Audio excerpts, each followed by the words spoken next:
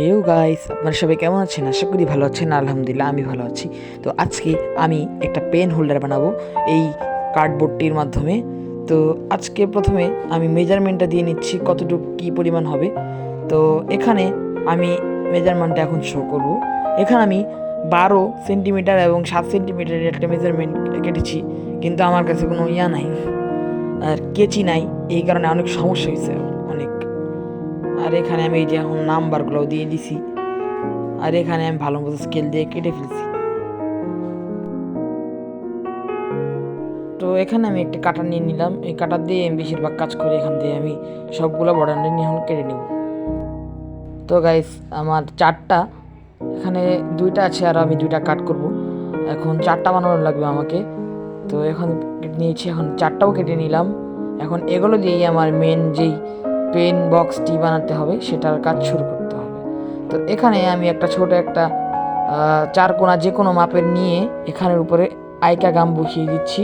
আপনারা চাইলে বিভিন্ন ধরনের গাম ইউজ করতে পারেন, আমি আইকা গামটা প্রেফার করছি। এটা দিয়েও আপনারা খুব সহজেই করতে পারেন, কিন্তু এটার মধ্যে একটু সময় লাগে। যদি আপনারা অনেক ধৈর্যশীল হন তাহলে এটা নিতে পারেন আপনাদের জন্য।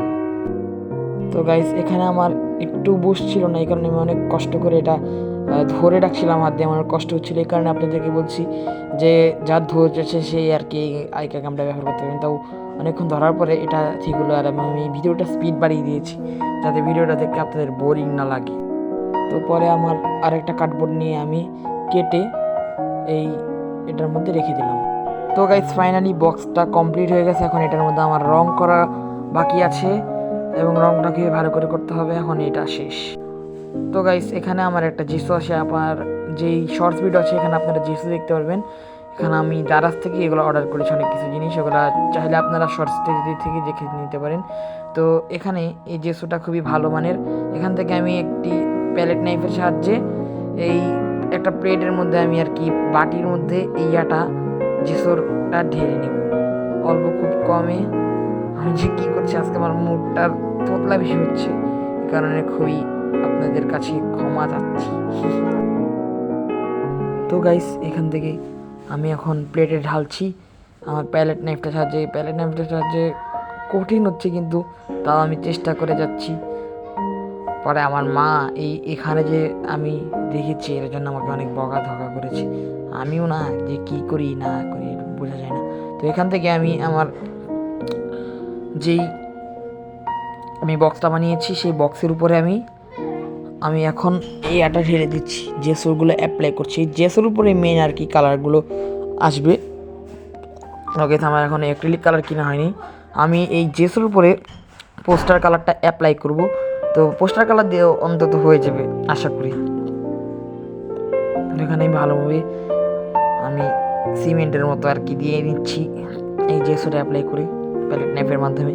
আপনারা চাইলে অন্যভাবেও করতে পারেন আপনাদের মতো, আমি আমার মতো করেছি যেভাবে আর কি সুবিধা হয়। তো গাইস, এখানে আমার এখনও শেষ হয়নি প্যালেটের কাজটা। পরে এখন আমি একটা ড্যাব টুলস বানিয়েছিলাম। এই টুলসের ভিডিও আপনাদের কাছে খুবই তাড়াতাড়ি এসে পড়বে। শর্টসের মধ্যে আপনারা সবসময় চোখ রাখবেন, এবং এটা দিয়ে আমি খুব ভালোভাবে ফিরেছি। এই স্পঞ্জের সাহায্যে আমি খুবই সহজেই এখানে এই জেসুটা অ্যাপ্লাই করছি। এটা খুবই তাড়াতাড়ি হচ্ছে এবং আমার খুবই সহজ হচ্ছে। যে আমি প্যালেট নাইফটিতে করছিলাম এটা দেরি লাগছিল এবং কষ্ট বেশি হচ্ছিলো এবং বসছিল না, এটা দিয়ে খুবই সহজেই বুঝে যাচ্ছিলো, তার কারণে আমার ভালো হয়েছে। এবং এভাবে করেই আমি আমার ফুল যে বক্সটা আছে সেটার মধ্যে জেসু দেওয়া কমপ্লিট করে। তো গাইস, আমি এক জায়গা চেঞ্জ করছি, মানে টেবিলটা সেমই আছে কিন্তু উপরে একটা টাইলস বসিয়ে নিয়েছি যাতে টেবিলের মধ্যে কোনো রং টং না লাগে, যদি কোনো জেসু না লাগে। এই কারণে সমস্যা নেই, না লাগলেও সমস্যা নেই, কারণ টেবিলটাও সাদা, জেসু তো সাদাই।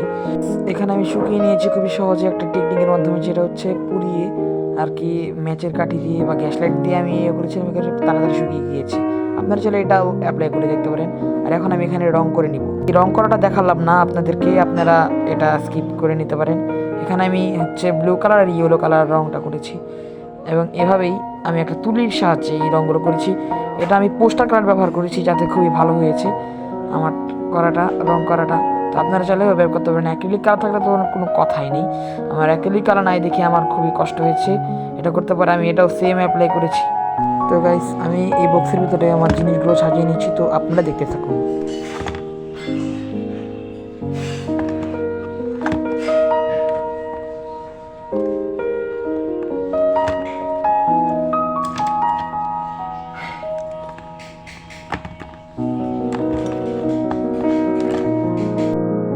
গাইস আমার লাস্টে এই সিনটা আমার বাসার সামনে থেকে আকাশটা খুবই ভালো দেখা যাচ্ছিল, কারণ আমি আমার মোবাইল দিয়ে অনেক ভালোভাবে ভিডিও করে নিয়েছি। তো দেখতে খুবই স্যাটিসফাইং লাগছে। এবং তো গাইস আজকে আমার ভিডিওটি ছিল এই পর্যন্ত। যদি আমার ভিডিওটি ভালো লেগে থাকে অবশ্যই লাইক এবং শেয়ার এবং সাবস্ক্রাইব করতে ভুলবেন না, এবং পাশে থাকা বেল বাটনটি ক্লিক করবেন। আল্লাহ হাফেজ।